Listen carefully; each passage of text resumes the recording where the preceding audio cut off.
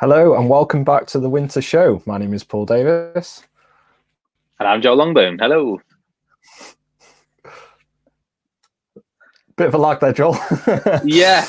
No, I think that's why I think you're lagging or I'm lagging. I don't know. One of us is lagging. Anyway, doesn't matter. Thank you everyone Maybe it's for joining. Just StreamYard sick and tired of it for 9 days. Yeah, so thank you for StreamYard. Yeah, definitely. StreamYard's made this time much easier. Yeah, it certainly has. Yes, our very last episode that we're doing in the Winter Show. Thank you for all you wonderful people tuning in throughout the 9 days that we've done the Winter Virtual Show. It's been absolutely fantastic having you along with us. And all the supportive comments and likes and shares that we've had. Absolutely amazing. I mean, we couldn't have done it without all you wonderful viewers. So big thank you for that. It's been crazy to see all the great comments that you're saying, and even getting emails and phone calls even to say how happy people are, and then even people coming into the shop as well and just coming to see us or buying things or whatever. It's been really good. So it's nice to know that we've not been just speaking to ourselves and the camera. Yeah, no, it certainly has. Yeah, and it might be the last episode for us, but fear not. For you lovely viewers at home, you can rewatch any of the virtual show at any time. So you can go over to our website, search for Winter Virtual Show, and you'll be able to find a list of the full speakers that are available, and you can rewatch them at your own ease. Yeah, definitely. And then we still have Photography Out Loud every week as well, where we'll be lining up even more great talks and speakers and stuff. So yeah, so if you're not sick of us by now, then yeah, keep viewing us every Friday at 4:30. Yeah, definitely. Oh, we've got a few comments. So it's Gwynvor says, sounding good to me. That's good. Tanya says, can only see the screensaver on YouTube, not your lovely faces. Joel Longbone can hear you on YouTube, but no visual. That's bizarre. Yeah, very bizarre. Causing that? We are streaming. If anyone's having any technical issues, generally the best thing to do is just, if you're in an app, just close the app down and open it back up again. If you're in a browser, then just hit the refresh. That's normally does the trick. But also we do stream live on both platforms, so you can tune in to all of these live videos on Facebook, onto our Facebook page, or YouTube. So, yes. Steve says, here we are. So sad it's the last one. A massive thank you to you both. You've done a fantastic job. Thank you, Steve, for the encouragement and the nice feedback. It's good to hear. So it's good. Right. So shall we get started? Be a really good time to introduce David. Yeah. Are you going to press the buttons? Oh, yeah. Sorry. I'm button chief now, aren't I? You are. Hello, David. Hi, Joel. Okay. Thanks for asking me here. Yeah, thank you for coming along. I hope the viewers. I'm surprised you wanted to give any more interviews after the amount you've done so far. Yeah. I'm an attention whore. What could I say? You'll be on Graham Norton or something soon. I should be, yeah, shouldn't I? Yeah. I hope the viewers have sorted out their technical problems. I hope so too. I'm so impressed by the way that you actually sorted out mine. You know, it is the first time. It's the first time I've ever actually had to accessorize my MacBook Pro with a pair of socks in order to make it more usable. But it works. I'm surprised Apple don't put that in with the package. Well, they used to do socks though, didn't they, for the iPod Nanos back in the day? I don't think they have. I remember those. No. Oh, could you imagine the behind the scenes shots for so many Zoom calls and webinars? People at home with just like stuff everywhere trying to make things work properly. So. Oh dear. Right. So your name is David Collyer. So could you give us an introduction, an overview of who you are and what you do? Yeah, cool. So as you just said, my name is David Collyer. I'm a 50-something documentary photographer who is based in South Wales, although obviously not from South Wales with an accent like this. My father was a newspaper journalist, so we sort of travelled all over the place. And, you know, I grew up between England and New Zealand, and then my teenage years were spent in Surrey, where I spent many happy hours in newspaper newsrooms and dark rooms, learning how to make stories, learning how to shoot film, learning how to develop film, and all the really useful things that press photographers can teach a 14-year-old boy, like how to get cervical pop and how to roll your own cigarettes, which this was in the days before safeguarding. So all of that sort of thing was really sort of character building and turned me into the man I am today. So I've been shooting for a long time. But I guess it's only in the last sort of 10 years or so that I've really sort of come into my own as a photographer and consider it to be a career as much as anything else. So I also work for the NHS. I'm an anaesthetic practitioner, so I work in operating theatres. If any of you have ever had an operation before, I'm the person that sort of helps to put you to sleep at the beginning and hopefully wake you up again at the end. I would say that anyone can put anyone to sleep, but it's waking you up again at the end. That's where the real skill lies. So, and by doing that, it means that I don't have to compromise on what I shoot at all. So I can, I don't have to take photos of people's pets or unruly children, and wedding photography is not really my forte, so I don't have to do that. So I'm free to go out and shoot sort of along photojournalistic lines, or sort of take lots of pictures of gnarly old men and stuff that doesn't make me any money, but it's good for the soul, really. Definitely. No, that's cool. So I guess this is a good segue into what you're probably most well known for at the moment, which is your project on the current pandemic we're experiencing as not only a nation but also as a worldwide, just worldwide, the way it's affected everybody in so many ways. Because you work in a hospital, it gave you an opportunity to create something that. Yeah, very much so. I mean, I was really lucky to be able to shoot, and lucky that the trust that I work for put their trust in me to do a good job and to do a fair representation. So I've worked at the hospital that I work at now for 3.5 years, and it's a trust that has just undergone a major change in that we've just built a really new big hospital in Cwmbran in north of Newport. So that's a big acute critical care centre. And the hospital that I work in, which is Neville Hall in Abergavenny, where I'm still working now, has changed into a day surgery unit. And so I had this idea that I was going to document the last year of the hospital sort of in its, the form that it's been in for 50 years. And really just sort of do an in-house thing just to show how, that sort of transitional period was going to affect everyone who worked there.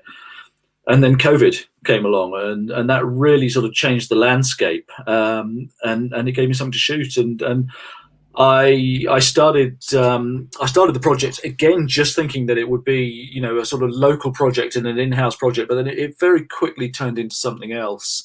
And the beauty of being part of the team as well as being, a participant observer, is that I was able to get incredibly intimate portraits of people, and really just sort of showing what it was like behind the scenes. And my methodology was I was very, very uncomfortable with the way NHS staff were being eulogized by the general public, and particularly by politicians. I really, it made me bridle slightly that we were being portrayed as heroes, where I don't see that we are. We do a very, very difficult job. We do a job that has a lot of emotional baggage that goes along with it. But at the end of the day, we're professionals. We're highly trained. We're paid to do a job. We've got job security. While everyone else is struggling or being laid off or furloughed, we're still earning reasonable money. And I wanted to effectively turn the camera back on myself and my colleagues to really sort of put a human face behind that eulogizing that was going on, and showing that actually we're human beings. We're not. There was a lot of stuff that was going around at the time, which I just felt really uncomfortable with. Pictures of Marvel superheroes bowing down to NHS staff, and the one that I found really quite crass, which is still doing the rounds at the moment, is it was a picture of Jesus washing the feet of an NHS staff member in scrubs, and I just really wanted to sort of get away from that and show who we were. Makes sense. So could you maybe, obviously you mentioned that you work at the hospital, so you're working as a team. How did the team respond to you photographing and documenting visually that time period, and maybe give us a bit of an idea of how what gear? Obviously it's not digital, or at least it doesn't look digital, so how did what you used to photograph with affect the way that the team responded to you? Sure. Okay. So I'm sort of fairly well known locally as a photographer, and amongst my colleagues as well, they all know that as well as being an anaesthetic practitioner, I'm a photographer. So the idea of me actually having a camera wasn't that alien to them. I made the decision about 3 or 4 years ago to return to film, predominantly film from digital. So I closed my darkroom in 2008 and went over to digital, and then I decided that I was kind of becoming a little bit adrift with digital. I was spending as much time, what we photographers call chimping, looking at the back of the camera as I was looking in front of it, and I was kind of going through a bit of a fallow period, and I found an OM2N, Olympus OM2N it was in a junk shop or something like that, and I bought it on a whim and bought some film and rediscovered my love for film. And so on the basis of that, I now have a very large collection of film cameras, and I shoot predominantly film. So when I started this project, initially I was going to shoot it digitally, and then I thought, no, be true to yourself. I made the decision to actually shoot film, so do that. So the first part of the question, how did my colleagues react? For the first couple of days, it was everyone's self-conscious because somebody's pointing a camera at them. After that, you wouldn't even know. They ignored it. They didn't even know it was there. And with regards to the equipment, I had romantic notions, shall we say, of being like Don McCullen and sort of wandering into battle and taking a light reading and holding my Sekonic above my head and then whipping out my Leica and firing off a few shots and then sort of disappearing. But of course, that's just a pose, and also absolute nightmare to keep clean in a clinical environment. And so I use this. I mean, and those of you who are old enough to have remembered the 80s will remember the Olympus XA series, and this is the XA3. So it's just like a little clamshell point and shoot. It's got a zone focusing system on it. So this switch here, you literally push it down for portrait mode, and the middle mode is for anything sort of about 6 to 8 feet away. And I just use that, and you can see. I mean, it looks big if I hold it up there. It's tiny. I mean, I've got fairly big hands. I'm a big guy, but it fits into the palm of my hand. So it was just on a lanyard around my neck or in my pocket, and it was absolutely perfect for the job. I mean, it was perfect clinically because I could keep it clean, but it was perfect from the perspective of what was needed for the job as a photographer, because nobody really saw it. Nobody took it seriously. So somebody else was in the hospital doing a project, and he used quite a big Nikon DSLR, and people react in a totally different way. If you pull something with a big sized lens out and put it in front of people's faces, people react to the camera. And the last thing I wanted was people to react to the camera. I just wanted candid shots with people going about their everyday work. Sure. And so I shot film. I shot Kodak Tri-X. I developed it in Rodinel. I was coming home. Every couple of days I would process the film that I had shot. So did you leave the camera at work and just take the films? Yeah, I took the films out, and so I shot it at 800 ISO. A couple of the rolls were shot at 1600. So initially I started the project with an XA2, and then I wanted to be able to override the sensor and get it. Well, that doesn't have a sensor. I wanted to be able to shoot at 1600, which I couldn't on the XA2. So I bought the XA3, and I just put a bit of black insulation tape over the DX code on the film. So, really high tech stuff. Yeah, it's cool. So how obviously your team reacted, or hopefully didn't react that much, given that you had a small camera. You said it was primarily aimed just to be a local project, one specific to the last year of the hospital. Obviously, COVID came along. What has been the reaction nationally or globally from the book that you produced? Like you wouldn't believe. It's changed my life as a photographer. Wow. So, you know, I made a joke. I got interviewed for a Cosmo Photo website, and you know, I made a joke to Steve, who runs that you know, it's taken me 35 years to become an overnight success. So yeah, originally it was going to be put out just as a sort of a local project, and when I say local, very, very local. You know, it was really just going to be for people who worked in the hospital, and I wasn't going to put anything out until it was complete at all, because I wanted to respect people's privacy. You know, we were going through a hell of a tough time, and I thought it was really important that I respected what everyone was going through, because people weren't just physically tired; they were mentally very, very traumatized by what we had to deal with as well. I leaked a couple of photos onto Instagram. One of them was one that you showed of the doctor pulling a glove on where you can't see his head, and the other one was just a very, very sort of blurred photo of somebody moving quickly down a corridor, and put them on Instagram. And there's a guy called Stephen Folkus who is based up in the Northeast, and he has a zine publisher called Static Age. And I had been put in touch with him a few months ago because I was a guest on a podcast that he'd also been a guest on, the Flogger podcast. And Andrew, who runs that podcast, said, "Well, why don't you give Peter or drop Peter a line and see if he wants to put any of your work out?" And I'd been thinking about putting a book out last year anyway, or for the last couple of years. And so I sent him a message, and he said, "Look, I'm completely booked up for the next couple of years, but send some stuff into me if you want, and we'll go from there." So I didn't think any more of it. And then, you know, obviously, as you do, we follow each other on Instagram, and he saw these two shots that I put on Instagram, and he just got in touch with me and said, "I think we should put a zine out for this work."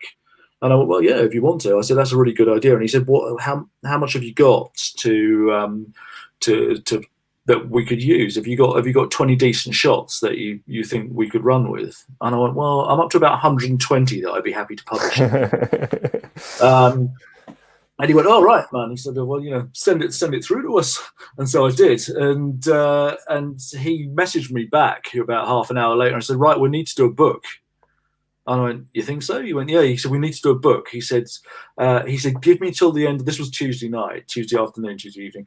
He said, "Give me till the end of the week, and I'll see what I can come up with, and I'll see if I can get some ideas together." So midnight that night on the Tuesday, an email pinged through to me, and he said, "I've got a draft together." And I went, "What do you mean you've got a draft together?" And so he sent me this draft through, and I just looked at it and I thought, "My God, we've got a book."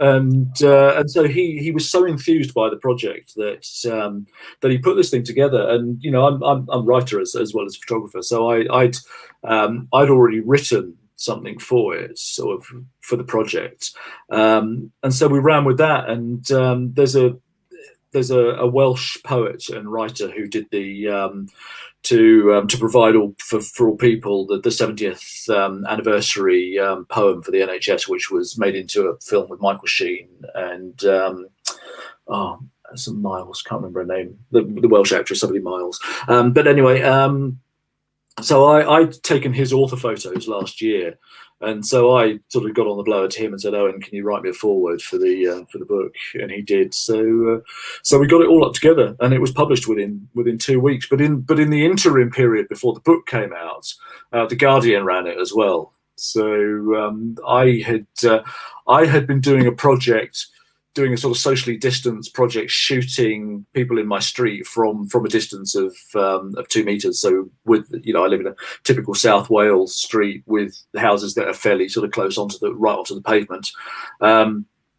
So I was shooting people from the curb of them in their porches, and I'm friends with somebody called Jude Rogers, who writes for The Guardian. She's freelance, but she's a music journalist.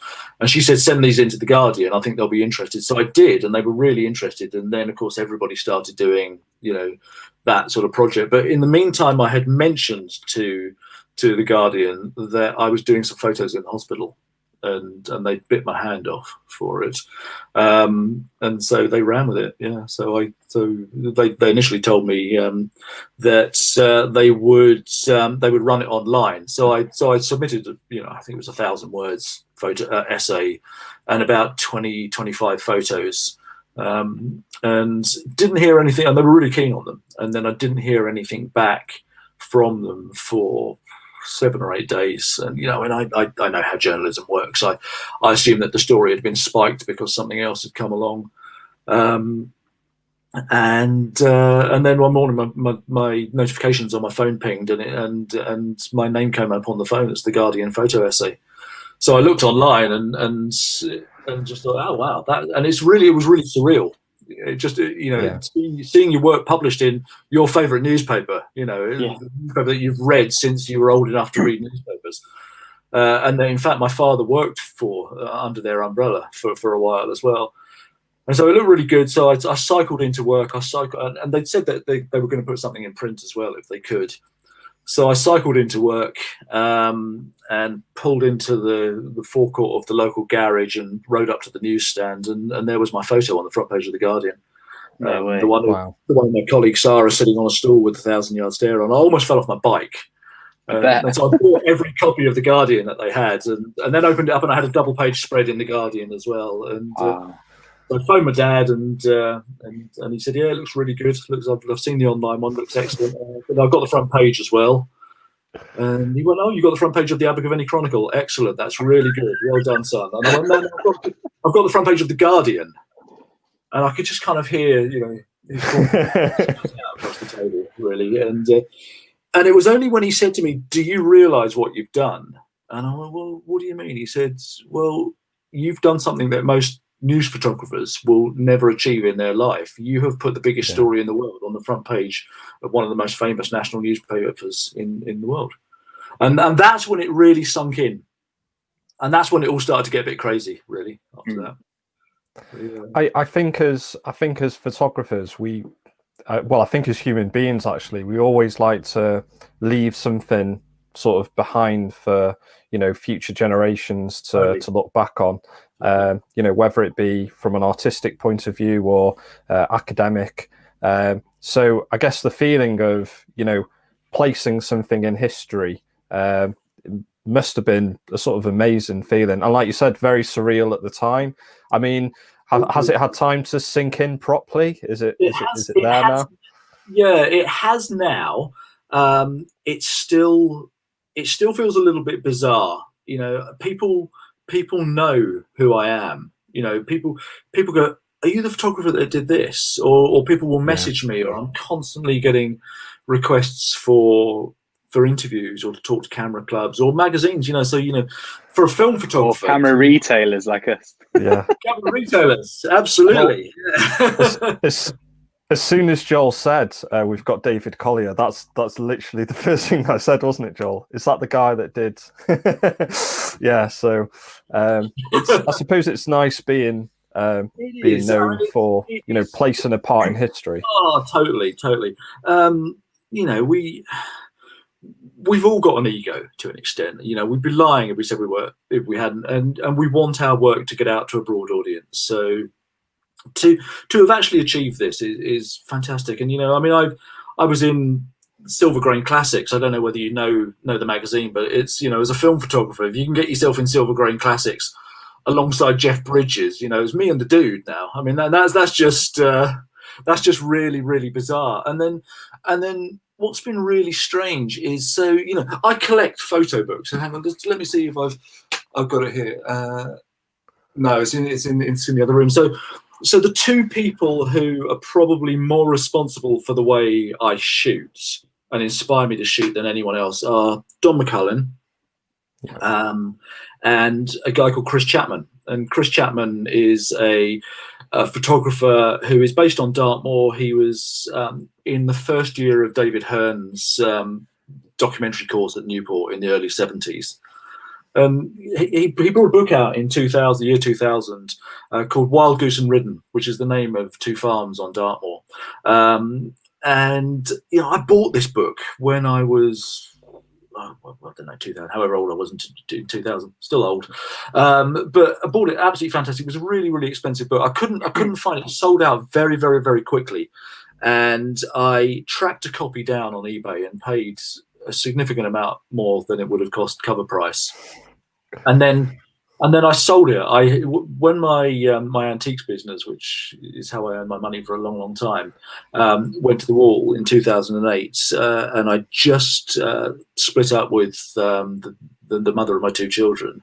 I was absolutely skint. And I was mature, about to go back to university, and I was looking at ways I could earn money. And this book at the time was worth an awful lot of money, so I sold it. And regretted it instantly. And then 20 odd years later, or not 10 years later, I managed to track down another copy, which I paid about 150 quid for, I think. And Chris Chapman and I are now friends. I've met. I've been to his house. He invited me down to the house, and so to show how bizarre my life has suddenly got. I had a lunch invitation from David Hurn, so I suddenly find myself sitting in the pub with David Hurn, having a chinwag about photography, and him telling me that my COVID work was the best he'd seen anywhere in the world, and then being in his house with him showing me the Kodak Retinette that he shot the Hungarian Revolution on in 1957. Every now and again, I kind of have to pinch myself that this is actually real and it's happening to me. But yeah, so it's been a weird ride, and I was talking to I think it was Peter Dench actually who interviewed me. So he interviewed me for Amateur Photographer magazine, and I just said to him, I'm going to enjoy surfing the 15 minutes of minor celebrity that this has given me. And he said, "Don't be daft." He said, "We're all jealous because none of us have been able to get in and shoot this. And this is something that's going to stand the test of time, and people will still be talking about this in 50 years' time." So it's things like that you do realise what you've done. I mean, it was a really, really lucky break. Yeah. So it's a bit bonkers, really. In a nice way. Yeah. Do you think, or do you have a feeling like it's gone full circle, given where you started from, as your dad used to work in that kind of industry of like journalism, photojournalism, all that, and being in darkrooms when you were 14, and now you've gone to the point where your work is on the front page of a newspaper, like you said, you read since you could read, and it seems pretty incredible that the way you learnt your craft has become the way that you exhibited your craft, I suppose. Well, totally. I mean, I think, as a youngster, you spend your whole life trying to fight against your genes and fight against, your parental influence, and you've got kids. I don't know whether you've got kids, Paul. I mean, I've got two teenagers, and you kind of want your kids to sort of push away from you and find their own way in life. But then you get to a point in life where you realise genetics is a very, very strong thing. So I get this desire to document the world around me from my father. But then I also get the desire to look after people and provide for people from a healthcare perspective, from my mother, who was a nurse. So that cocktail has really sort of put me in the place that I am now. And then I look at, my 13-year-old son. He's great, but he's at the stage where he wants to spend most of his time in his bedroom playing on his Xbox. Whereas my 19-year-old, so that's Frank, my 19-year-old son, Ned, is in the first year of a photojournalism degree at UAL in London. And he is a phenomenally good photographer. I always say to people that I'm a good photographer because I've spent a long time working my arse off. I'm not a naturally talented photographer. I spent 20 years taking absolutely rubbish pictures with a passion, and then I found what I was good at, and I really sort of honed my craft. Ned is a natural. I mean, he's got. So if I show you, if I could hold that up, that's him when he was three years old, holding up a secondment light meter, taking light readings, and I've got a photo of him peering down into the top of my Mamiya C330 twin lens reflex when he was about the same age, and now he's a photographer. He's already got an iconic photo of the Colston statue in Bristol coming down under his belt, which at 18 at the time, I think he was when he shot that, and he's sold over 200 copies of it already, including to the two senior lecturers on his photojournalism course before they'd even met him. So he's good, but it is interesting when you when you see what shapes you, and you can see that you become your parents to an extent, but you can also see your children becoming you. And I have this real sort of dichotomy in my thinking at the moment that I want to be a really successful, famous photographer, but I don't want to be that famous that I make it difficult for my son to forge his own way. I want him to be judged on his own merits rather than somebody saying, "Oh, you're David's son." So it's yeah. How important was it for you to actually produce a book? Because we're surrounded sort of by a very digital age and things like that. I mean, it could have been something that would gone online and it would have stood the test of time on there as well. But obviously, I mean, you collect books yourselves, don't you? And you're talking to a complete bibliophile here who is surrounded by very, very, very nice photography books. And you say we look at things online, and we do, but ultimately photography is a print medium. You're film-based as I am, or whether you're digital-based, you still want something tangible. So I also collect photographic prints. So I'm surrounded. I mean, you can see some there. They're sort of all around the house. There's something beautiful about having something tangible. I don't consider myself to be an artist at all. I consider myself to be a photographer, a documentary photographer, who probably puts a little bit more attention into light and composition than a lot of documentary photographers do. You wouldn't really think about having a painting and just looking at it online. You want that sort of the tangibility of being able to stand in front of it and look at it. And I think actually seeing something in book form is something that you don't get by looking at it on an iPad or looking at it on a computer or your phone. You spend time with a book. You flick through it. You go back and look at it. There's just something incredibly tactile. I'm probably a boring middle-aged bloke. I still collect vinyl. I'm one of these guys that will bang on forever about how records are better than CDs and MP3s are rubbish. So I'm always going to want to put something out in a book. It just feels more real to me, really. It's almost a participation, isn't it? A book.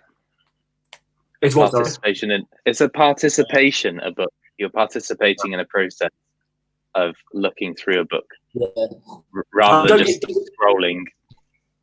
Don't get me wrong. I'm not a Luddite by any means. And when you like Instagram, don't you? I love it.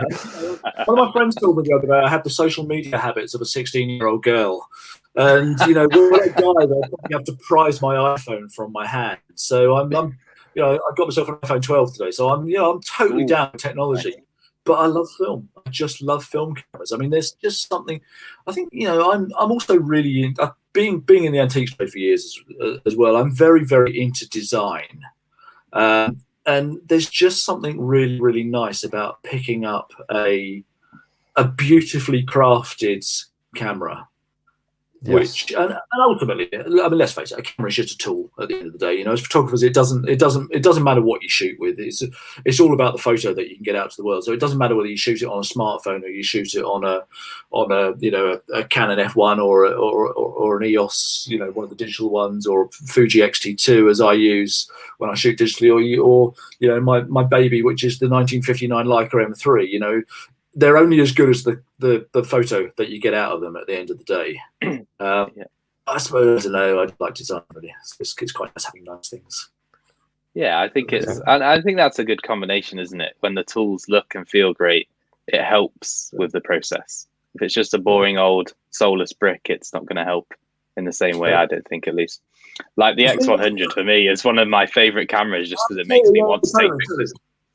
The thing I like about the Leica is it inspires you to take good photos because it's like shooting with history. I mean, realistic, I can't afford the camera that I shoot with. I'm very, very, very lucky to have it. I mean, I was in Abergavenny Market one day. I'd been sort of documenting the market there for quite a while, and I had an Olympus strung around my neck, and this old boy came up to me and he went, "Oh," he goes, "Oh, a film camera?" And I went, "Yeah, it is." He goes, "Oh, I got loads of film cameras." And I went, "Great, here goes. I'm now going to have an hour-long conversation about this guy's Instamatic and Kodak Box Brownie collection." And I kind of indulged him and said, "What have you got?" And he just reeled off this incredibly long list of everything he had. And, my jaw hit the floor. And I gave him my card and said, "I'd love to see them." I was like a kid in the can. About 6 months later, he got in touch with me and said, "Oh, I'm selling some cameras, but." And I said, "I'm really not in the market to buy any at the moment, but what have you got?" He goes, "Oh, I've got a Contax rangefinder, and I've got a Nikon, and I've got a Leica M3. And I went, "Oh, okay." I said, "Well, that's my dream camera." I said, I can't afford it. I've never even held one in my hand, but I would love to see it at some point." And then curiosity got the better of me. And about half an hour later, I emailed him back or texted him back and said, "How much do you want for the Leica?" And he went, "Oh, you can have it for 700 quid, but you can pay me over 3 months." Wow. And I just turned around to about the half and went, "This guy's just offered me a Leica for 700 quid and I can pay him over 3 months." And she went, "Well, you've got to buy it." And I thought, well, that's not the answer I was expecting to that statement. So I went round to see She's a keeper. I know, and absolutely. So I went round to see him, expecting this thing to be an absolute dog, and he got it out of a lights leather holdall, and just looked at it, and it was absolutely immaculate. And I spent 200 quid having it serviced, and it's just brilliant. And it's, I'll pass it on to Ned one day, as long as he's nice to me and promises to look after me and my dog. I suppose it's nice knowing the history of that particular camera as well. So I know that when we see some of the older cameras come into the shop and they're like they might have a little dink or on the side of it, or the paint might be scratched off in a certain way, and I just love going into my head and thinking, I wonder how that happened. Absolutely. That's something that we don't achieve with digital cameras now. I mean, if they make it past 5 years without technically dying. And that's what I always say to people. This camera is 60 years old. In 60 years' time, I'll still be able to shoot with that, or somebody will still be able to shoot with that. In 5 years' time, my Fuji is going to be a paperweight, and a very expensive one at that. So it's that's the difference. Yeah, it's quite sad, really, isn't it? That there we go, such as life. That's life. Basically, I think it's really interesting that there's a big renaissance in film. I mean, my son shoots film entirely. Yeah. He has digital and he'll shoot it for commercial stuff, but he's a film shooter. I mean, he shot the photo of the Colston statue coming down on an Olympus 35 RC. Yeah, wow. It's back. Yeah, definitely. And I just love how it is as well. Yeah. I made sure that I photographed my kids on some film just to make sure that they had their childhood on some film, just for posterity, I suppose. And it's interesting to see how many young people come into our shop and buy film off us and then bring it back to have it developed, because we have still have a dark room where Phil, the guy I spoke to you about, the landscape photographer, he still does it all by hand for people that come in. So it's very cool. Yeah. So obviously you're very passionate about photography. If people hadn't realised that, I don't know what they've been doing for the past half an hour, 40 minutes. Got that message across then. Yeah. So surely this is not the only project that you've worked on. You mentioned the market project, for instance. So there's obviously other things that you have been working on. Do you have any that you'd like to speak to us about? I've always got things on the go. So the one that's really close to my heart at the moment is something called 50 plus. So I'm 53. When I hit 50, I kind of started. I think as you get older, you examine who you are as a person, and I've always been very interested in in fashion, and particularly tribal fashion, which I think is something that's missing from youth culture today. So I was a mod in the early 80s, and some people were skinheads, some people were punks, some people were the teddy boys and the hippies and things like that. And you very much belonged to a certain tribe when I was a kid. And I think it's really interesting looking at men of my age and seeing who we used to be, if you like. So if you look at me, I'm wearing a Paul Smith jumper because that kind of fits in with who I used to be. So you can always look at people and tell who used to be the punks and whatever, because we still carry those sort of slight sort of hallmarks, shall we call them, around with us. So I started shooting a project called 50 Plus, looking at men of my sort of age, so in between sort of 50 and 60, and really how different we are to our father's generation. So this guy here, Alistair, I shot in the street in Monmouth, and I kind of discovered him by accident because I'm also doing a project at the moment about mannequins, and I'm sort of looking at the journey that mannequins make from sort of high couture to being sort of put on the scrap heap, really. And I walked past a lingerie shop, and there were these sort of very well sort of upholstered lingerie mannequins with sort of lacy bras on, and I spotted this guy who looked completely incongruous in the shop window. And I just thought he will fit perfectly for my 50 plus project. And so I went and asked if I could take his photo, and he was great. He obviously he's not a shy and retiring type at all, but it's really interesting. So we all form, and I'm actually quite tattooed. I don't really have many tattoos that are visible. I've got the kind of on the inside. So I've got my Leica tattooed on the inside of my arm, which you can just about see if I'm wearing a t-shirt. Now, Ali is putting out a big message to the world. That's quite a bold statement that he's coming up with there. It is. And most people would look at somebody like Ali and make a snap judgment of what he would be like. Incredibly well spoken, very, very articulate, public school educated, classical pianist.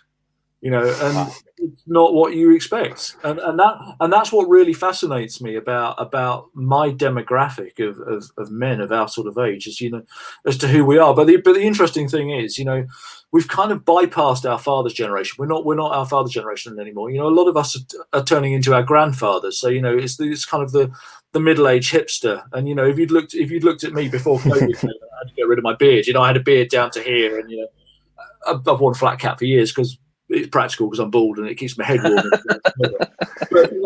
But it looks cool as well. Well, totally. But it's almost like we've just walked out in our D-Mob suits, or we're auditioning for an episode of Peaky Blinders or something like that. So, yeah. So that's quite fascinating, looking at who we are as a demographic of men. So that's something I've been shooting.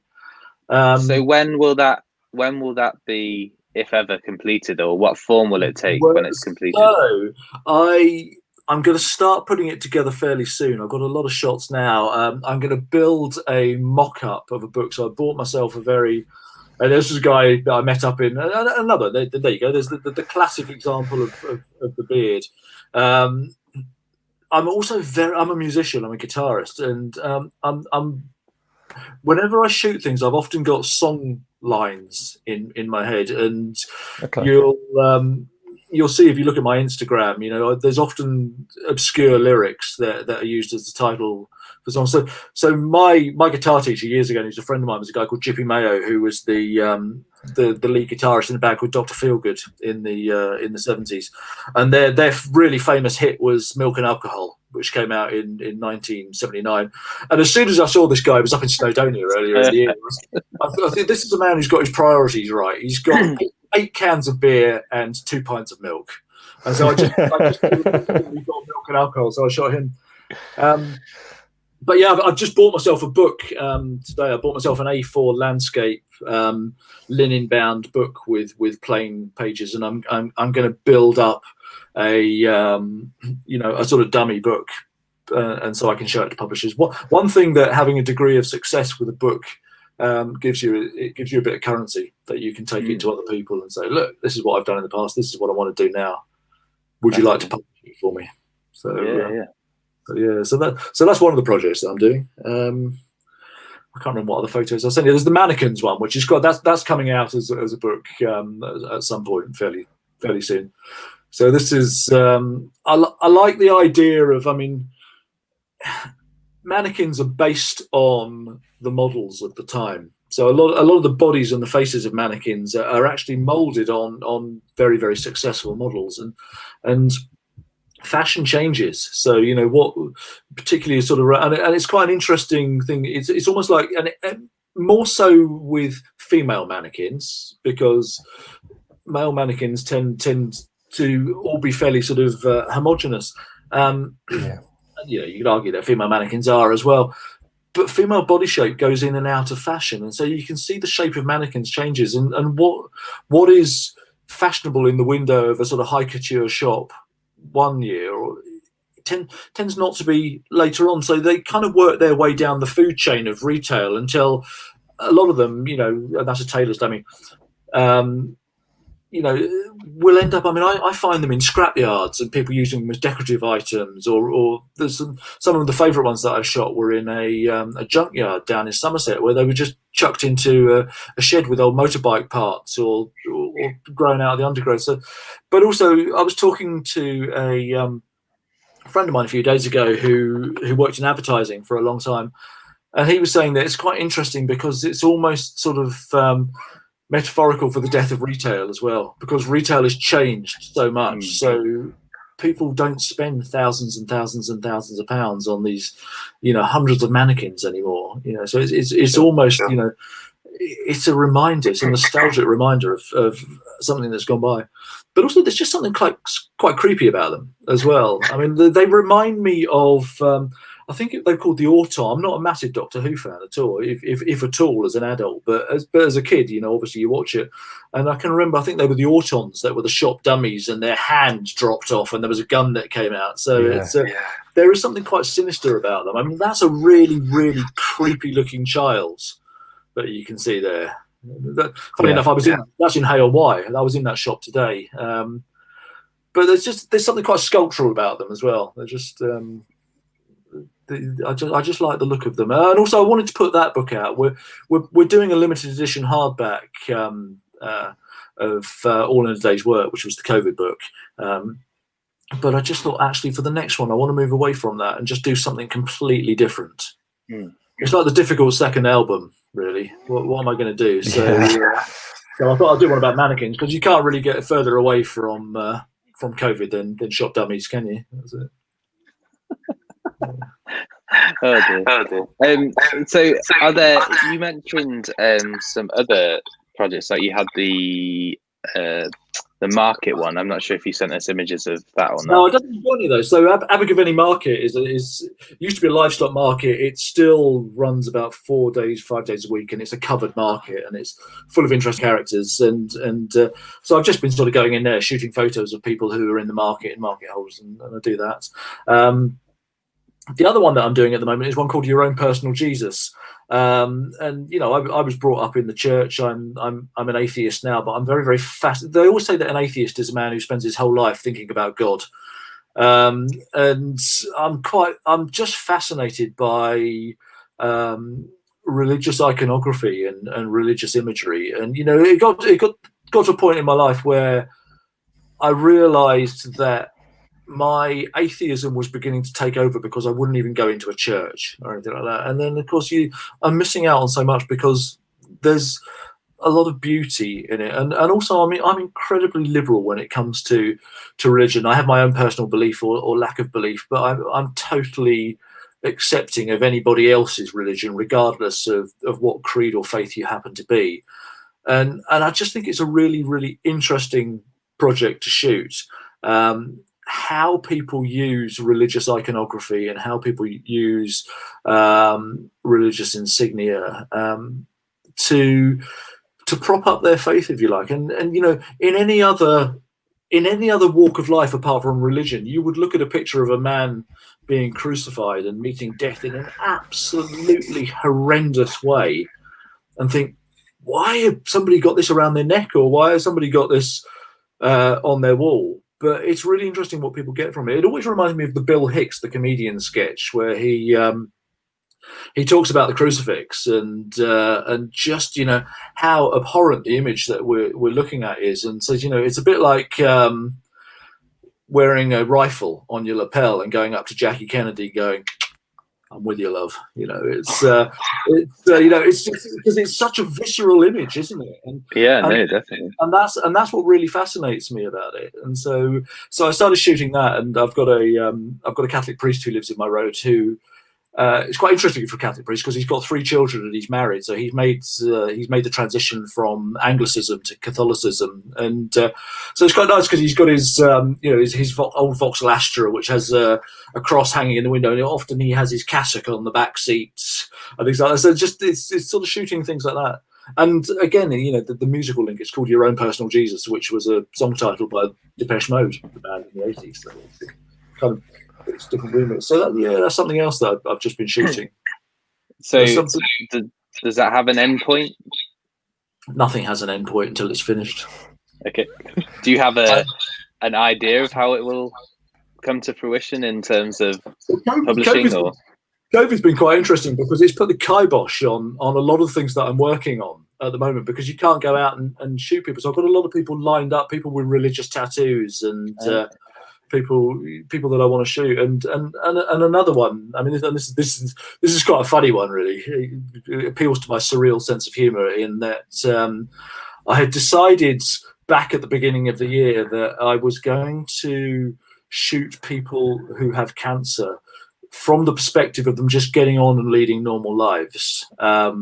And sort of trying to break down the taboos of what it's like to live with cancer, and this was based on the fact that somebody I was social media friends with from my sort of music and going out and gigging sort of persona is a terminal cancer patient, but he still plays in a band, and so I wanted to get away from the seeing cancer patients as victims and seeing cancer patients as people who were on a one-way journey to the graveyard. And you know, this was largely informed by what I do professionally as well, working day in, day out with cancer patients. And so I started shooting that project, and COVID came along, which meant that I've got a lot of people lined up to shoot, but obviously I don't want to be putting people who are in slightly compromised and immunosuppressed positions into COVID. And then, hey, I got diagnosed with cancer myself, so I suddenly become part of my own project. So again, I'm turning the camera back on myself. So it's so yeah, I'm kind of life imitating art at the moment, really. So it's that project has become slightly more personal than I hoped it would. But there you go. Life throws you curveballs. Yeah, definitely. Now, I became your friend on Facebook. We may just need to move the technical sock. Maybe just tuck it in a bit. We're very technical here. Your problems are probably largely to do with the fact that I'm such a quiet speaker as well. So I became your friend on Facebook probably a week ago maybe, and I noticed that you put a post that you were going to speak with us, and you asked if there was any questions. So yeah, this is where I regret having the friends that I do. So I've selected a few. I hope you're going to be kind. Always. So one was, which I found that interesting, was how often do you feel the image is meant to be? You're just lucky to be there at the right moment. It's an interesting one, that. So Keith Richards from the Rolling Stones said, "You don't write the songs yourself; they come from the angels, and you just channel them." And I think that's quite nice and poetic. I'm not sure that I entirely agree with it, but I do think that images find you, but they find you because you look for them. So hang on, I need to plug it in because, excuse me, you can see the top of my bald head now. I need to plug the Mac in before I suddenly disappear into the ether. I think as a photographer, you train yourself to look in a certain way and to look for things in a certain way, and I guess you see things differently to other people. And we were out for a walk a while ago, and Hetty, my other half, said, she said, "Do you never turn off? Do you never stop looking for a photo?" And I went, "No, I don't, because you live in fear of missing something." And I think the more you look for things, the more you find them. And it's like John Berger in Ways of Seeing. Everybody has a different way of looking at things, and I think every photographer brings something different to the genre or the medium as well. And I think that the answer, I mean, I'm kind of going around the houses now, and I'm kind of losing my track slightly, but the answer is you do make the photos yourself, but you train, and that's going back to what I said about becoming a good photographer. You train yourself to do that. So you do look for things in a different way, and you look at different angles. So I was, I've always got a camera on me, and the reason I bought the XA in the first place was because I'm a cyclist, and I wanted a camera that I could stick in the jersey of my cycling, the pocket of my cycling jersey. I was cycling into work one day, and somebody had chucked an old tin bath out of a house, and there's a bungalow near me, sort of dilapidated bungalow, and there's a tin bath on the pavement, and I turned around and I kind of looped back, and I got down on sort of on my haunches and lined the shot up, which turned out to be a rubbish shot actually at the end of the day. But this guy just walked past me and went, "What the bloody hell are you doing?" And I went, "I'm taking a photo." And he went, "Yeah, but it's a bath, bud. It's a bath." And I said, "What do you want to take a picture of a bath for?" And I went, "Because I'm a photographer." And he went, "Yeah, but why a bath?" And actually, it was quite interesting, because I thought, yeah, well, I'll take a picture of a bath. And, because you just see things in a different way, don't you? So you do largely create things out of nothing. And, the photo that you showed earlier of the mannequin in the shop window, which was the tailor's dummy, so shot behind glass with the bars of the window going across it. So that was very, very inspired by a photographer called Sergio Loren, who was a Chilean photographer who I had never heard of. Yeah, that one there. And I love the fact that it's got the dunce's cap in it, and the reflections of the shops behind me, and the keyboards. I mean, it's obviously, it's a black and white photo. It's got the black and white, the keyboard, the classic sort of ebony and ivory. But that was very inspired by this guy, Sergio Loren, who David Hurn spoke to me about and turned me on to. And he's the master of creating a photo out of nothing. So you just look at different ways of seeing things. So, I could have taken a photo of just the dummy by itself, or the dunce's cap, but actually the fact that there's so much going on, there's so many different layers in that photo, and I've shot it so the top of the bust, the torso is framed by the cross members of the window, and the more experience and the more you look, you just learn to see photos in a different way. You see the world in a different way as a photographer. In certain focal lengths. With black and white as well, it almost doesn't matter what you're shooting, because you look. I see the world in tones now rather than colours. I mean, I'm a really sort of happy, colourful person, but I see the world in black and white. Really, that's it. That's a great answer. So, moving on from that into this question. How do you create an extraordinary shot from an ordinary subject? That's a really difficult one. I think we can kind of go back to how I answered the last question as well. Actually, you look at the world in a different way. I always try. So I predominantly see myself as a photographer of people. I do a lot of street photography, but I changed my tack a few years ago, and I used to do a lot of sort of candid stuff, and then so many people do street photography candid stuff, and it's particularly now everyone's got phones in their pockets. It's become very, very, very easy to do. I learned from Ned, my son, how to approach people in the street and talk to them, because although you'd never know it now talking to me, I was actually intrinsically quite a reserved and more shy person when I was younger. So the thought of actually going and asking somebody in the street if I could take their photo used to fill me with horror. I could never do it at all. And then I watched Nick doing it, and I thought, well, I came to the realization that actually, the worst that can happen is they can say no. And so, I've worked out this spiel where I was just go to people and say, hi, I'm a photojournalist. I'm working on this project, and you really sort of fit the type of image that I'm trying to portray. And then I explain to them why, and I might show them a couple of photos. And for me, I get extraordinary photos of people by engaging with them.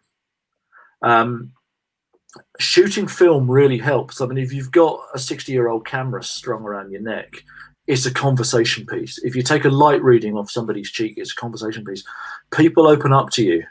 I like to see the beauty in the ordinary, and I like to try and bring out the beauty in the ordinary. And for me, the extraordinary is the ordinary, because as human beings, we're just so fascinating. And I find men in particular really, really fascinating as a photographer, because women have been programmed for decades and decades and decades to look good. Social, media pressure has always dictated that women should look a certain way. They should conform to a societal norm and be within certain parameters of beauty. So I reckon 10% of women that I approach to take their photo will say yes, whereas 90% of men will say yes. So for a man, particularly middle-aged men, they don't care what they look like. If they got their hat around the wrong way with the label sticking out over their forehead, or they've got, something that looks like, the Amazon rainforest growing out of their ears or their nose, they don't care. They're happy. Yeah, take a photo of me, and actually that, I think, is what gives you extraordinary photos. It's breaking down that barrier and just portraying the reality of life.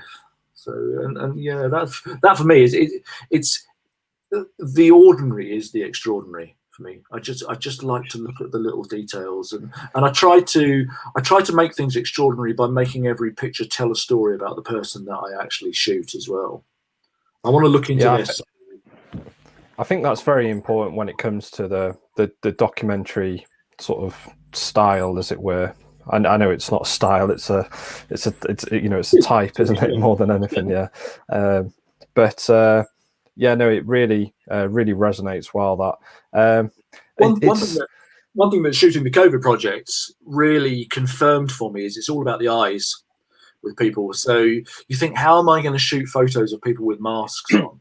And I've deliberately steered away from shooting pictures of people with masks in the street, because I think it's too easy to fall into cliche doing it. But from a clinical perspective, the eyes told you everything, because you could just see whether somebody was having fun and working in theatres is fun. We're an odd bunch that work in theatres. It's not called theatre for nothing. You don't get too many blushing violets, and you need to have a very, very strong constitution to do that type of work.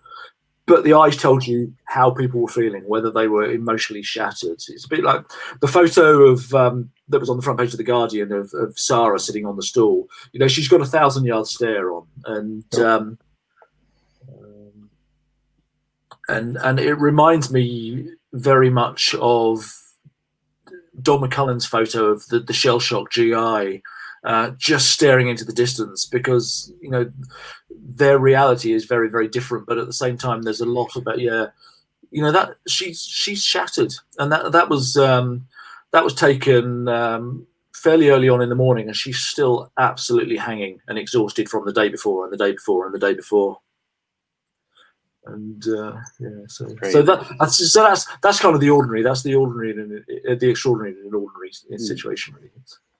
Yeah, I think as human beings as well, maybe in a subconscious way, that we're starting to manage to portray more emotion through our eyes, because we've been restricted to just being what's actually there, and maybe being more self-aware of it ourselves as well. So it's quite interesting. I mean, what I alluded to earlier about being very liberal when it comes to religion and not judging people. So, we're all effectively wearing burqas, aren't we? At this time of year, you're out with a hat on, you've got a mask on, so all you can see is people's eyes. So all of this, slightly unsavory rhetoric about, we don't know what they're thinking, we don't know what they look like. We're all the same now. That's it. The eyes tell you everything. It's all you need to know. Actually, a customer passed comment the other day about me being very expressive with my eyebrows. Whilst I was looking at a price for them. So yeah, it's quite funny how you mentioned that. You look at shops, I can't believe it's that cheap. Yeah. Yeah, that's the one. Well, that's what I felt when I bought a Leica lens off you. You did me a very, very good deal on an Yeah. I'm glad. Yeah, my eyebrows were like that. Yeah. And just going back to the fact that you made the comment that we wouldn't necessarily have recognised you as the person you are now just because of how kind of quiet you were and reserved. And obviously, Ned, your son, kind of you learnt from him. I think it would come as a shock to people who know me that I was ever quiet and reserved, but yeah. I was very, very lacking in confidence, which I covered up by being slightly louder, I think. Okay. So I've got a question here. That I think segues from that to this. What would put you completely out of your comfort zone as a photographic commission? Would you accept it as an historical observer or just say no? I like to challenge myself. What would put me completely out of my comfort zone? Shooting a traditional wedding in colour. Yeah. That's an amazing answer. On film or digital? Digital's easy. I can fire off 5,000 shots and hope that some of them are going to be good. Shooting colour film, yeah, that's different. You've got to colour slide. Ned takes very, very bold colour photos, and I just think I just don't work in colour. I don't see the world in colour when it comes to photography. Haven't we heard that before this week? You're talking to a man who's wearing a rainbow striped jumper here. I don't see the world in colour. Jonathan Critchley, very well-known fine art landscape photographer that was on yesterday, made that very same comment that he just sees in black and white, and he tries colour, but he just doesn't feel right. It just doesn't feel like a comfy pair of jeans that black and white does. It's funny, isn't it? And I think, for me, I grew up in that era of classic newspaper journalism in black and white, and to me, a news story is black and white. Yeah, maybe I'm just being a nostalgic old git, but it's that's just what I like, I guess. I think you put yourself in an area where you can, like you said at the very beginning, that you're able to just enjoy what you enjoy, and if you want to feel nostalgic about what you want to do, and I think as any of us as hobbyist photographies as well, if you're doing it for yourself, then don't fight against the grain. Shoot what you want to shoot, whether it be black and white, film, digital. One of the most valuable lessons I ever learned was from a guy called Terry Habgood, and it took me a long, long time to realise that this is the most valuable lesson I've ever learned in photography. So he was the chief staff photographer on the paper that Dad was an editor of. And we were at the Grand Prix at Brands Hatch because the Tyrrell team were the local Formula One team in Surrey, and so they were always going to the Grand Prix and shooting them, and typical press snapper. We're there. He's taking photos of the cars and things like that. And in those days at Grand Prix there were lots of girls walking around in bikinis holding placards and things like that. And he just turned around and he took a photo of this girl in a bikini. And I went, "Oh, that's a nice car, Terry." Anyway, you should always take photos of things you like. That's a really, really good lesson to learn. Is that actually, if you take photos of things you like and things that interest you, you're going to take better photos. And it doesn't matter whether that's, and I've been very glib about weddings and pets and people's children. It doesn't matter if it's that or if it's botanical photography or oversaturated landscapes. If that's what turns you on, you're going to put your all into it and take good photos of that. What turns me on is shooting black and white film and seeing the world as a bleak place. Quite fun. I don't see the world as a bleak place. And the stories behind them. I don't see the world as a bleak place. I like portraying it as a bleak place. And Okay, another question that I liked. If you could go anywhere in the world to take some shots, where would it be? Iceland. Okay. Drop of a hat, Iceland. I went there for my 50th. It's just incredible. I mean, it is a photographer's dream. And actually, also, we went to Crete last year as well. Crete was amazing. I like finding beauty in decay. So Crete is a really interesting place because it's an island that has obviously been beset by massive financial difficulties.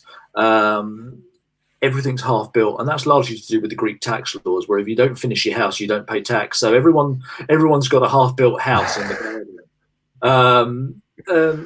But you've just got this incredible beauty. Dilapidated cars, dilapidated houses.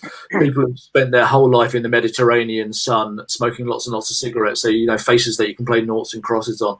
It's a dream for a photographer like myself. It's a dream, but Iceland is, as a destination to shoot, is stunning. Just stunning. It's got everything you need. We'll start wrapping up soon, but if you didn't take photos, how would you express your feelings and thoughts? Oh, I pulled my hair out, I think. That was it. I don't know. So when did you discover photography then? Too late, obviously. Sorry, that was an easy one. Yeah, it was. I'm hurt now. What would I do? I like writing. I writing and music. I can always find a way of being creative. I mean, I have a blog, so I like to write on that. So one of the ways that I have dealt with being diagnosed with cancer is writing about it, because one, it helped me to come to terms with my own feelings about it. As middle-aged British blokes, we tend not to be very in touch with our feelings. And my cancer is bladder cancer, so you've got the added whammy that you then have to have people sort of holding onto your bits, sticking cameras up them and things like that. So I've discovered that I prefer being behind the camera than being around it. Sure. Really, so yeah, I like to write, and that does it. I wish I could write songs, but I can't. I can play other people's songs, and I can write prose, but I can't. And I'm quite a good guitarist, but I could never put those together and actually be a songwriter because they're just rubbish. You can't have all the talent. I know. You already sound like a very talented gentleman, so you can't have everything. Why not? Wow. Well, yeah. That's a whole other conversation, I think.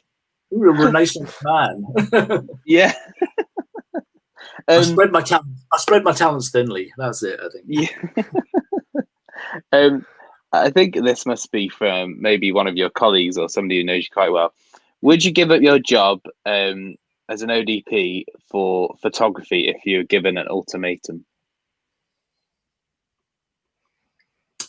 I love my job. I really, really enjoy my job.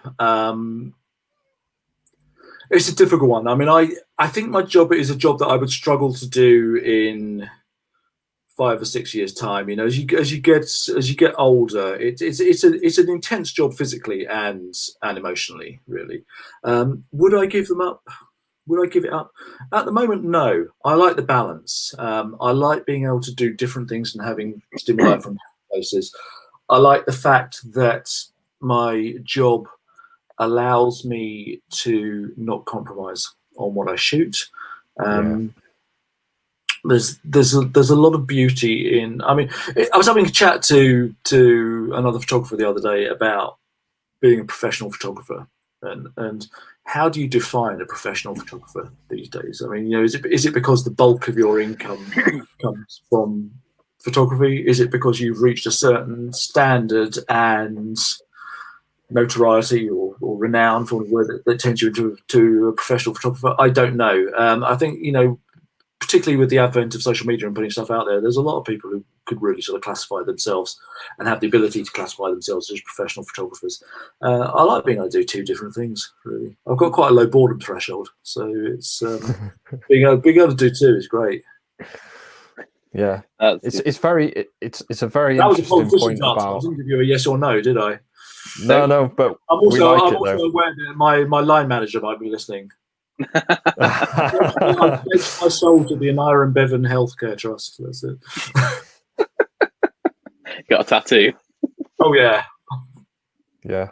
Anira and Bevan tattooed on my right.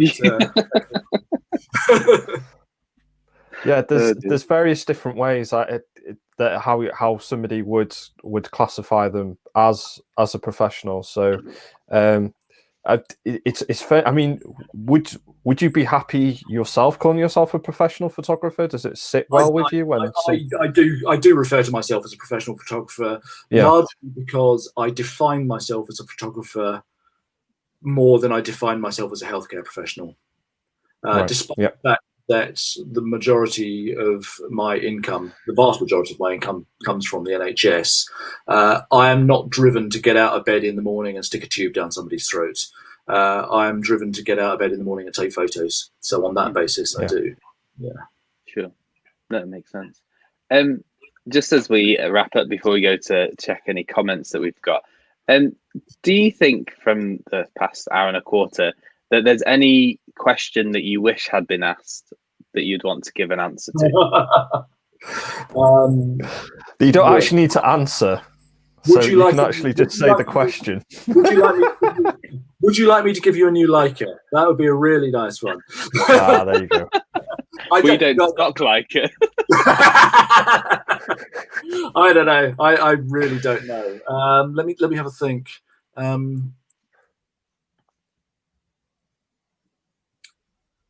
I guess if you could have taken one iconic photo, what would it be? That's one I missed. I had it on the list.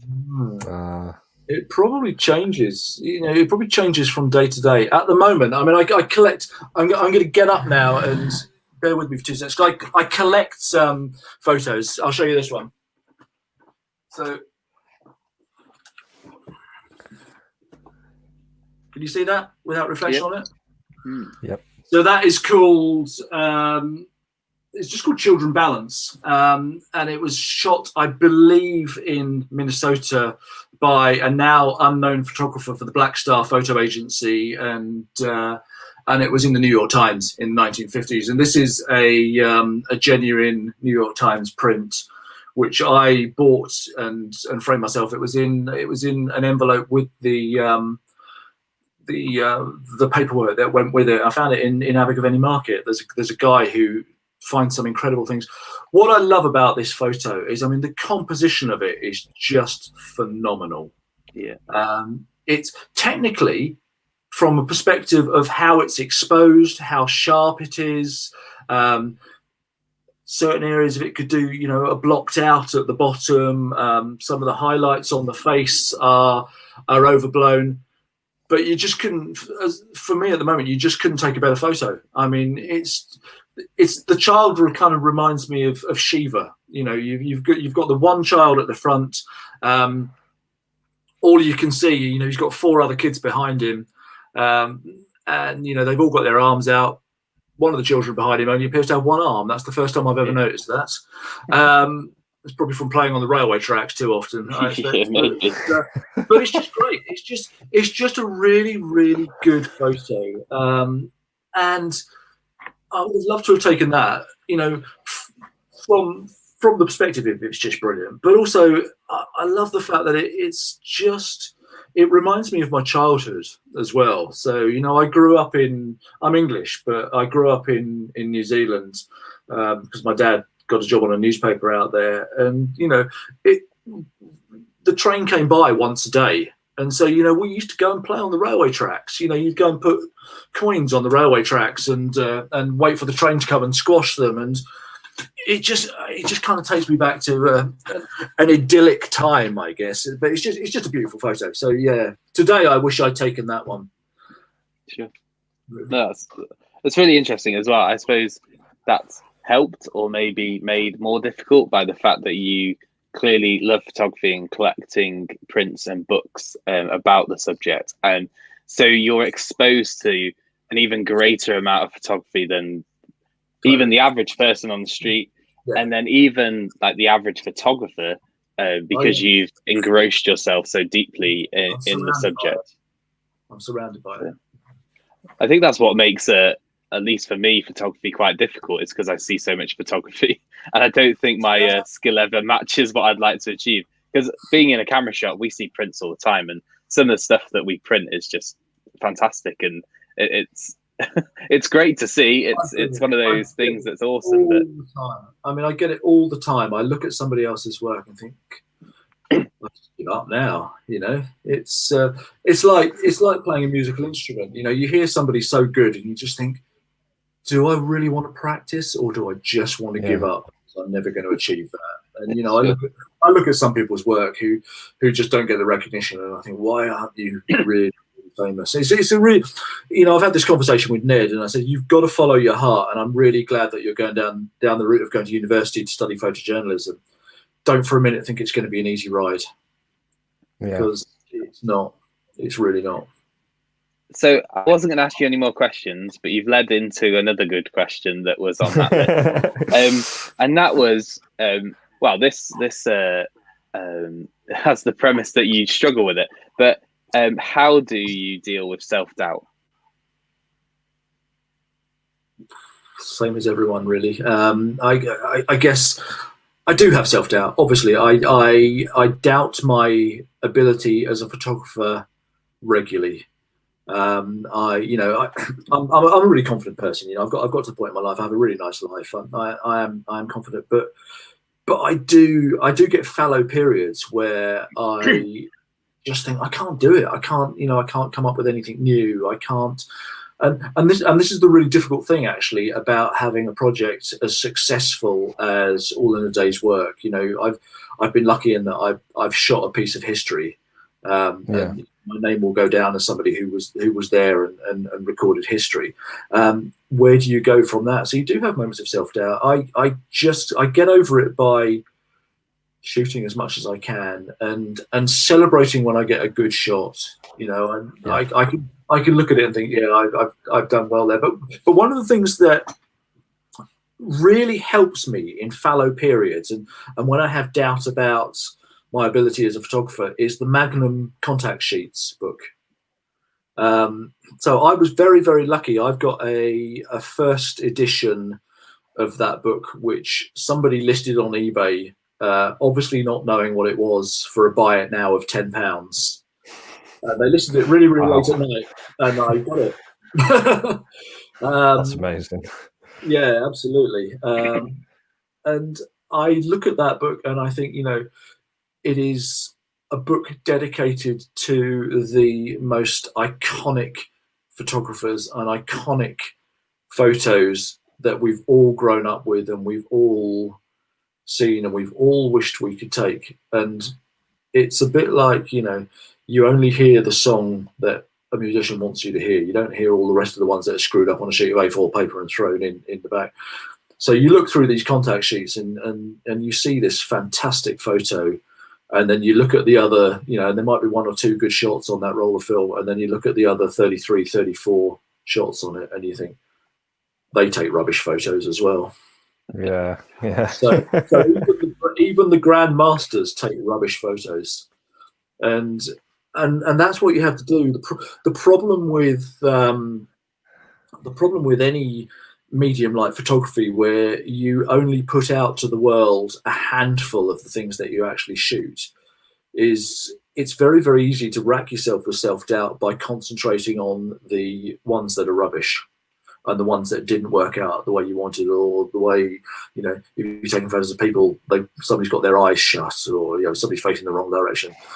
You need to concentrate on the one or two good shots. It only takes one shot. And, you know, I remember when I wasn't doing my own developing or anything like this at the time, and I had a friend who'd been an ex-newspaper photographer who had a photo lab in Bristol. And I was talking to him about it, saying, you know, when I started out, you know, as a teenager, I would be really disappointed if I got 2 or 3 rolls back from the chemist, you know, a week after I'd given them in, and there were 2 or 3 shots on it that were rubbish, you know, I didn't like, or I'd missed the shot or things like that. Whereas now I'm elated if I get 1 shot on a film that's really good. Yeah, because I remember that from shooting film. If I've got 1 on there, I'm happy. Yeah. Totally. I mean, you should be, because you should be working. And that's the other thing about contact sheets, is you see the thought process and the working process. So the classic Yes. Cartier-Bresson, if I was to say to you, name an iconic Cartier-Bresson photo, it will almost certainly be the man jumping onto the plank over a puddle, because that's the one there. He shot 3 frames of that before he got the one that he wanted, and that's the interesting thing about looking at contact sheets, is you can see the work in progress. So when you bear in mind that when that was shot, Cartier-Bresson was using a double stroke Leica, so he had to click click click click click 6 times to take 3 photos. I've always been the type of person who steered clear of camera clubs, and the type of photographer who wears a multi-pocketed waistcoat and will talk to you all night about chromatic aberration and there's a bit of drop off on this lens, because I just want to curl up in the corner and go to sleep. It's not my way of shooting. If you look at that photo by Cartier-Bresson, nothing's in focus, nothing's sharp. The composition of it is not brilliant. It disobeys all of the law of thirds and all of the rest of the things that we're all supposed to go along with, but it's still a bloody brilliant photo. And so yeah, I guess looking at something like contact sheets, that helps me over any elements of self-doubt, really. If you know that you can do it, you know that you can do it. And we all have fallow periods. I mean, funnily enough, the reason I bought the little Olympus in the first place was because I was having a massive fallow period, and I wanted to shoot something different. And racing cyclist, I was very unfit, so I decided that I was going to get myself another bike and get out there and get fit again. And I was really stuck in a rut. So I bought myself that little camera so it would go in my cycling jersey, and I started shooting a project called Stuck in a Rut, and that got me out of the doldrums, really, because I just started shooting things in a different way. Sometimes you just need to challenge yourself to go in a different direction. Sure. That's really good advice, that. Yeah, definitely. Right. We'll just go through some of the comments. Tanya, one of our customers, she said, a lot of my old ED friends saying exactly the same about finding it uncomfortable being portrayed as heroes. Obviously, that relates towards the beginning of the interview. So there's obviously other people that have that same feeling. So Clive says, hi, Bart, says, I know you scan your negs, David, but there was nothing like seeing an image appear through the brew. Oh, it's magic. It's absolute magic. We have plans here to convert the garage into, we don't use it for the car, convert it into a darkroom. I remember the first time. And totally. It is absolutely magic. Nothing beats it. That memory will never go, because it was just, and I remember the picture, and it wasn't even a good picture, but actually just seeing it was just amazing. Yeah. So we're hoping to be able to do some darkroom workshops in the future, so that people who've never experienced developing and printing their own images can experience the magic we've all known. So things I don't miss are spotting and painting out dust spots on things. Doing that on Photoshop is so easy. Yeah. Praise the heel tool. What I miss is the dodging and burning with your I hands used like that. Those and like tools, different shape bits of cardboard on wire, and it's really interesting, because there's a school of purist film photographers that lurk in the darker recesses of Facebook photographic books, who say it's all about the negative, and it's you shouldn't be doing all this post-production on Photoshop or Lightroom. You should really just be putting the negative that you've shot out there. I say, really? Tell that to Ansel Adams. I was gonna say the midnight sun. That's shot where he did it from his attic. Moonrise over Hernandez. I've got it over my fireplace. I found, and this, I'm a lucky sod. I found clearly. I found a huge framed version of that in Abergavenny Market, which had been given as a genuine little brown print, given to a writer in Scotland called Jeff, who I've never managed to track down, and I bought it for 25 quid. Abergavenny Market is going to be stormed by photographers now. If I see any of you lot on my patch, there'll be trouble.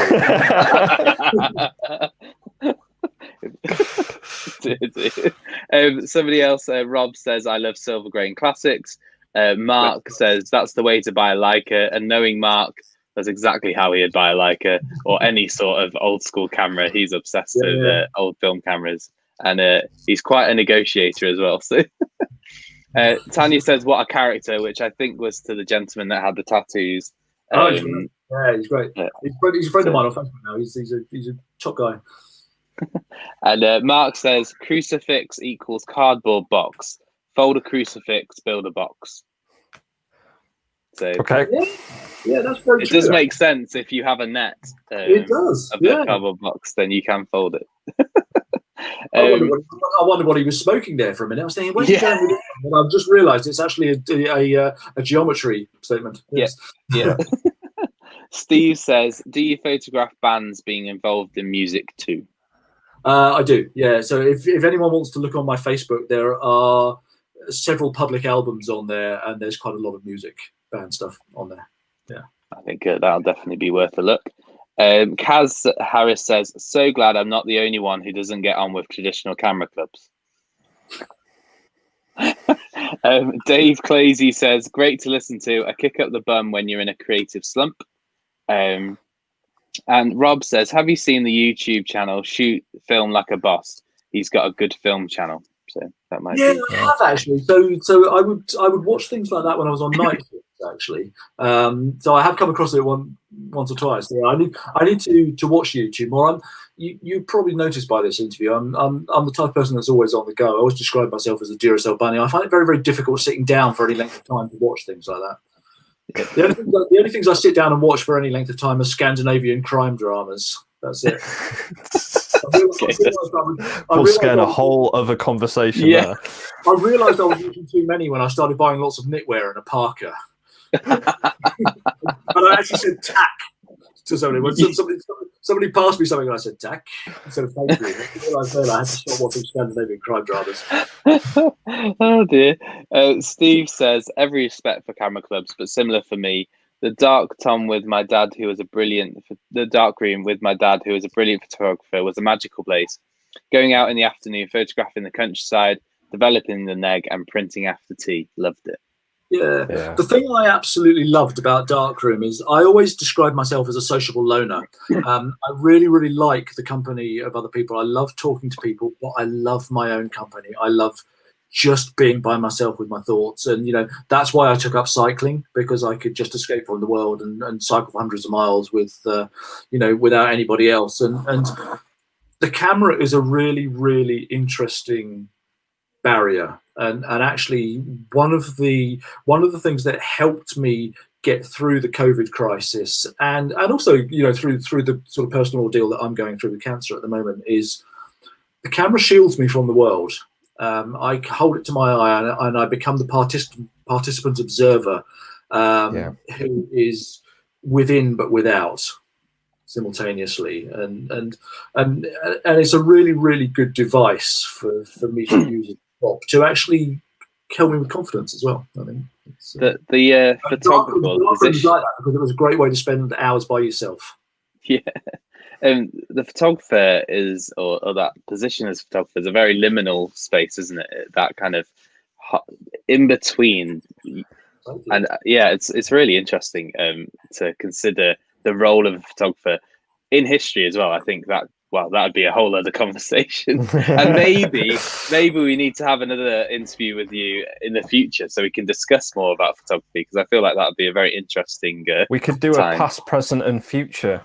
Yeah, I think what's really interesting is if you look at the great icons of street photography and particularly flamboyant street photography, like Bruce Gilden and Gary Winogrand and Bill Katz, they're all quite nondescript people who, you wouldn't pick out of a lineup for being anything flamboyant or extravagant or out of the ordinary whatsoever. So it's the camera and what they can portray with it that has made them extraordinary.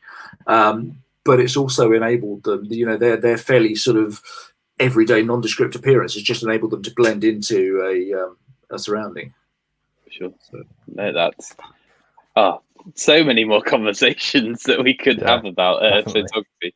But we'll wrap it up because otherwise we'll be here until the early hours. Not that I'd be sad about that. Yeah. But just want to say a massive thank you for coming on. It was a great conversation to get to understand more about obviously the project that people know you for, but equally all the other projects that you're working on, and look forward to seeing the finished articles as books. It's been a pleasure. I'm chuffed that you actually asked me to come on and talk. It's been really good. And if anyone does want to contact me and just ask me questions or talk about anything else that we can go into in more depth that we can't do here, feel free to send me ping me a message on Messenger on Facebook, or if you look for me on Instagram as well, it's David_Collyer_photographer. Collyer with a COLLYER, and I'll answer questions on there. That's fine. Yeah, that's great. That's Thank brilliant. you so much. We'll just drop you off screen now briefly whilst we do our last ever part of this show, and then we'll catch up with you after. Cheers. Well, wow, you know, it's what a great ending. You know, it's a good interview when me and you are quiet, Joel. Yeah, it's fantastic. And it takes someone to shut us up as well. So no, it was really, really interesting. I feel like we could fill the whole kind of next few months of poll with interviews with David. It was fascinating. I think we're going to have to get David back, and I think we're going to get into it again. Yeah. But please let us know if that would be something that would interest you in the comments. It'd be lovely to get people's support on it as well. So yeah, definitely. gives us a bit of rope, doesn't it, to pull him in? Definitely. That's for sure. And a massive thank you to all of you that are watching now, and all of you that will watch in the future, hopefully, and all of you that have watched the whole show. It feels crazy that it's been 9 days. It doesn't feel that long at all. But it's been a great 9 days. So many interesting presentations and conversations with different people from all sort of genres and viewpoints of photography. And I think if you enjoy photography in any way, the past 9 days surely must have been a great few days for you. Because I know that I've really enjoyed it from various different aspects of being a photographer and working in the photographic industry. So no, massive thank you, and a massive thank you to everybody who made it possible, all the speakers, and a massive thank you to you, Paul, for all your hard work as well. I know you've been slaving away with photos and sticking stuff on social media and the website and stuff. And Sarah's always twisting the arms of all the speakers to make sure we have great speakers for the show. It's been fantastic and a pleasure to be a part of. But we will be doing a recap video where we will be talking about comments that have been put in the show throughout the week, and saying thank you to everyone that attended the show, as well as viewers and everyone that we've had come join us as well. So on there, and I think we're going to put up some blooper reels as well and stuff like that. So there's plenty of those from us. Well, yeah, there'll be a dedicated Paul and Joel blooper reel. If you can we hide if you that want somewhere? No, I'm pinning it up. It's going up. If that's something that interests you, that'll be on our weekly show, which is Photography Out Loud, that streams live on Facebook and YouTube every Friday at 4:30. So that'll be on the next episode, so the one coming up. So that's brilliant. Well, thank you for everyone that was joining. If you did want to rewatch any of the videos that we've done for the show, you can head over to our website, search Virtual Winter Show, and a full list of the speakers will be on there. Big thank you. Yeah, definitely. Massive thank you to everybody, and hopefully see you on Photography Out Loud next week. Have a great weekend. Goodbye.